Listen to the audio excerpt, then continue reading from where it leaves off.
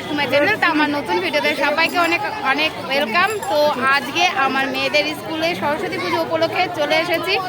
আর এখনো পর্যন্ত স্কুলের ভেতরে ঢুকিনি। স্কুলের ভেতরে কীরকম ঠাকুরের ডেকোরেশন করছে সেটাও তোমাদের সাথে শেয়ার করবো। আর আজকে সারাটা দিন কীভাবে কাটাচ্ছি সেটাও তোমাদের সাথে শেয়ার করবো। তো আমার পুরো ভিডিওর সাথে থাকো। প্রথমে স্কুলে এসে একটু গার্জেনদের সাথে কথা বলে নিচ্ছি, কারা কারা এসেছে তা সেটাও দেখছিলাম। তারপর আরও আমাদের কয়েকজন বন্ধু আসার কথা ছিল।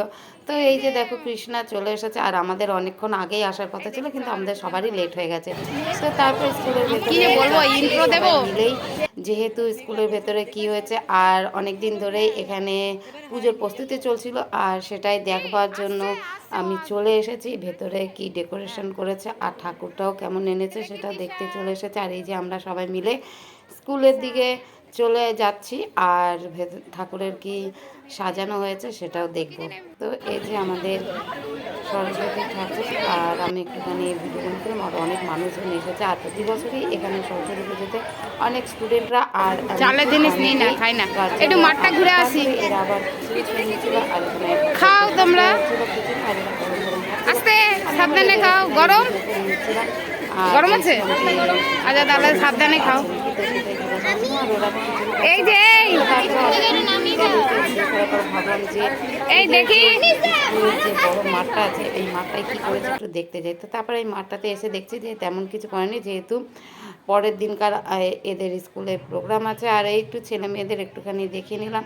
তারপরে অনেকক্ষণ পরে আমার এই তনুশ্রী বান্ধবীর সাথে দেখা হয়ে গেল সরস্বতী পুজো উপলক্ষে। আর যেহেতু ও আসে না, আর অনেক বছর পরে ওর সাথে দেখালো, খুব ভালো লাগছে।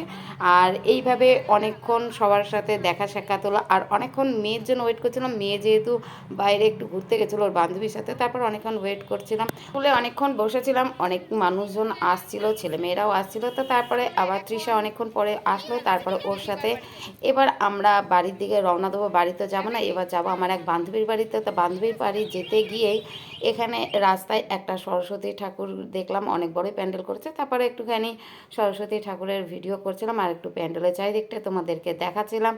তো খুব সুন্দর হয়েছে।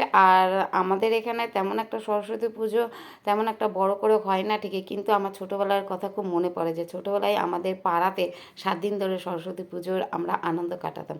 তো তারপরে একটুখানি যে সরস্বতী ঠাকুরের প্যান্ডেলের জন্য দাঁড়িয়েছিলাম, চারিদিকটা দেখালাম। তারপরে অনেকক্ষণ পরেই আমরা চলে আসলাম বিথিকার বাড়িতে। আর বিথিকার বাড়িতে কিছুক্ষণ থাকলাম, আর আমরা আসার পরে বিথিকা আবার একটু রেডি হচ্ছিলো ভিডিও করবে বলে।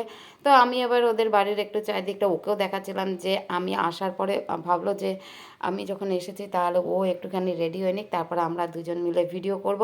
তো তারপরে অনেকক্ষণ ও রেডি হলো, তারপরে বাইরে চলে এসেছে। এবার ভিডিও করবে বলে ও গান সিলেক্ট করছে। আমি আবার ওকে একটুখানি দেখাচ্ছিলাম যে যে ও ভিডিও করছে বা ভিডিও করার জন্য গান সিলেক্ট করছে। তো এইভাবেই আমরা অনেকটাই টাইম হয়ে গেছিলো আস্তে আস্তে।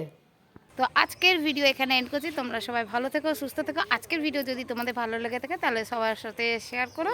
তো টাটা সবাইকে।